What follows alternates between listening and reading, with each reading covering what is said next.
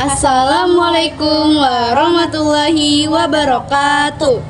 Perkenalkan, nama saya Sandrina Ayurasati dari X7. Perkenalkan, nama saya Hanifah Aulia Rasyida dari X7. Pada kesempatan kali ini, kami akan memaparkan tugas pengayaan dengan tema Konsep Dasar Geografi. Semoga penjelasan kami dapat dipahami dengan baik serta memberikan manfaat. Oke, jadi saya akan menjelaskan konsep dasar geografi. Konsep dasar geografi adalah kerangka berpikir yang membantu kita memahami fenomena di permukaan bumi secara sistematis, baik dari sisi letak, bentuk, hubungan, maupun pemanfaatannya. Dengan kata lain, konsep dasar geografi membantu kita mengapa suatu fenomena terjadi di tempat tertentu, bagaimana keterkaitannya dengan fenomena lain, dan apa dampaknya terhadap manusia maupun lingkungan. Saya akan membacakan setengah dari 10 konsep dasar geografi menurut Ikatan Geografi Indonesia. Ada 10 konsep utama yang menjadi dasar analisis geografi. Yang pertama, ada konsep lokasi menunjukkan letak suatu tempat di permukaan bumi. Dibagi menjadi dua, ada lokasi absolut, yaitu ditentukan oleh garis lintang dan bujur. Ada juga lokasi relatif, ditentukan oleh hubungannya dengan tempat lain. Contoh, Bandung terletak di sebelah selatan Jakarta.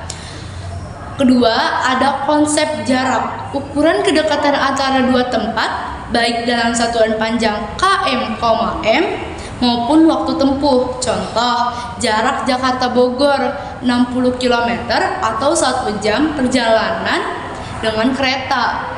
Ketiga, ada konsep keterjangkauan, kemudahan suatu lokasi untuk dicapai dari lokasi lain.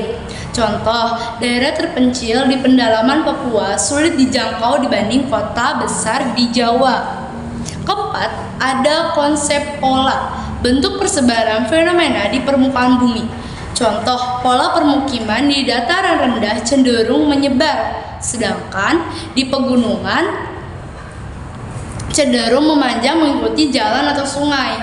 Kelima, ada konsep morfologi, yaitu bentuk permukaan bumi hasil proses alam endogen dan eksogen. Contoh, dataran rendah, pegunungan, pantai, dan lembah. Oke, saya akan menjelaskan konsep aglomerasi, pemusatan aktivitas pada wilayah tertentu. Contoh, kawasan industri di Cikarang, pemukiman padat di perkotaan. Konsep nilai kegunaan, setiap lokasi memiliki nilai dan fungsi berbeda tergantung kebutuhan manusia. Contoh, sawah bernilai tinggi bagi petani, tetap bernilai rendah bagi pengusaha properti.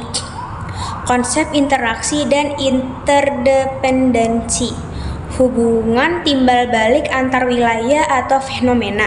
Contoh, kota membutuhkan hasil pertanian dari desa, desa membutuhkan barang industri dari kota. Konsep diferensiasi areal, perbedaan karakteristik antar wilayah di permukaan bumi. Contoh, Pulau Kalimantan kaya hutan tropis sedangkan Nusa Tenggara lebih kering. Konsep keterkaitan keruangan, hubungan antar fenomena berdasarkan distribusi ruangnya. Contoh, daerah rawan banjir biasanya berkaitan dengan alih fungsi lahan, topografi rendah, dan curah hujan tinggi. Fungsi konsep dasar geografi, membantu menganalisis fenomena geosfer, menjelaskan hubungan antar ruang dan antar manusia lingkungan. Menjadi alat perencanaan wilayah, misalnya pembangunan tata kota, mitigasi bencana, memahami perbedaan dan keunikan wilayah di muka bumi. Contoh, penerapan mitigasi bencana dengan konsep lokasi dan morfologi daerah rawan gempa dapat dipetakan.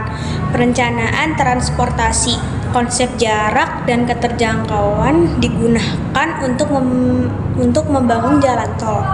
Perencanaan kota, konsep aglomerasi dan pola membantu menata kawasan industri, permukiman, dan ruang terbuka hijau. Sekian video penjelasan dari kami. Wassalamualaikum Waalaikumsalam warahmatullahi wabarakatuh.